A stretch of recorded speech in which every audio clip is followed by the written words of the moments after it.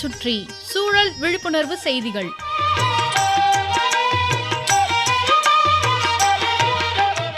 அன்புள்ள செல்லதுரை அவர்களுக்கு உங்கள் மாணிக்கம் எழுதும் மடல். நலம் நலமறிய ஆவல். மத்திய அரசாங்கம் ஒவ்வொரு முறையும் 5 ஆண்டு திட்டங்களை போட்டு அந்த குறிப்பிட்ட காலங்களுக்குள்ள மக்களை அரசின் நலத்திட்டங்கள் சென்றடைய முயற்சி செய்யும். இதில் பல திட்டங்கள் அந்த 5 ஆண்டுகளுக்குள்ள முடிவடையும். பல திட்டங்கள் முடிவடையாமல் அடுத்த 5 ஆண்டுகளுக்கும் தொடரும். இது வழக்கமான ஒன்று. ஒரு புது 5 ஆண்டு திட்டம் வேணும்னு நம்ம இயற்கை வேளாண் நிபுணர் நம்மாழ்வார் ஐயா அடிக்கடி அவர் இருந்தப்ப கேட்பார். அதாவது ஒரு குடும்பத்துக்கு 10 மரங்கள் தேவைங்கிறார். இவருக்கு முன்னால ஒருவர் ஒரு நபருக்கு ஒரு 5 ஆண்டுக்கு 5 பழமரங்கள் தேவை. அப்ப 100 கோடி மக்கள் இருக்கோம்னா 500 கோடி பழமரங்கள் கிடைச்சிரும். இதை ஒரு 5 ஆண்டுகளுக்குள்ள நிறைவேற்ற எல்லாரும் பாடுபடணும்னு ஒருவர் சொல்ல, ஒருத்தருக்கு 5 பழமரங்களுக்கு பதிலா ஒரு குடும்பத்துக்கு வீட்டை சுத்தி 10 மரங்கள் பராமரிச்சா நல்ல பலன் நிச்சயம் உண்டாம்.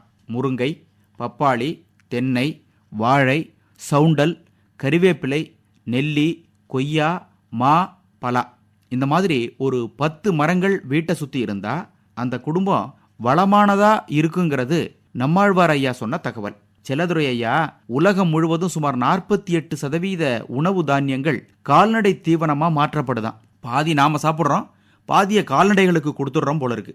அமெரிக்கா, ஐரோப்பிய நாடுகள்ல ஃபார்மர்ஸ் மார்க்கெட், விவசாயிகளின் சந்தைகள் வந்துருச்சு. இங்க விவசாயிகள் தங்களுடைய விளைபொருட்களை விற்பனை செய்திருவாங்களாம்.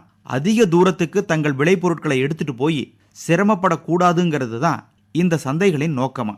இதைத்தான் நம்ம தமிழ்நாட்டிலையும் உழவர் சந்தைகள்னு ஆரம்பிச்சு அரசாங்கம் நடத்திக்கிட்டு இருக்கு. ஆனா ஒரு கருத்து, நம்ம நாட்டில் உற்பத்தி செய்யப்படும் உணவு தானியங்கள், காய்கறிகள்லாம் உற்பத்தி செய்யப்பட்ட இடத்துல இருந்து நுகர்வோரை சென்றடைய எடுத்துக்கும் தூரம் அல்லது பயணம் செய்யும் தூரம் சராசரியா 2000 கிலோமீட்டராம். என்னதான் சந்தைகள், விவசாயிகளின் நேரடி விற்பனை மையங்கள், அதிவேக உணவகங்கள்லாம் இருந்தாலும் இதுதான் நம்ம நாட்டில் நடைமுறையாம். ஆனா அமெரிக்க, ஐரோப்பிய நாடுகள்ல இந்த உணவு தானியங்களின் பயண தூரம் சராசரியா 50 to 100 கிலோமீட்டருக்கு உள்ளதானா. அங்க என்ன நினைச்சாங்களோ அது நடக்குது. நம்ம நாட்டில் அப்படி இல்லையே. அப்புறம் செல்லதுரை, குஜராத் மாநிலம் ஒரு வித்தியாசமான மாநிலம். விவசாயிகள்லாம் சினிமா தயாரிப்புல ஈடுபடுறாங்களாம். அங்கேயும் தொழிற்சாலைகள், வீட்டு வசதி திட்டங்களால விளை நிலங்களின் மதிப்பு பயங்கரமா அதிகரிச்சிருக்கான். சினிமா தொழிலுக்கு வரும் விவசாயிகள் விவசாயத்தையும் விடாம செய்துகிட்டு தான் இருக்காங்களாம். எங்க சுத்தியும் ரெங்கனை சேவிக்க வந்துதான் ஆகணும். இப்படிக்கு மடல் மாணிக்கம்.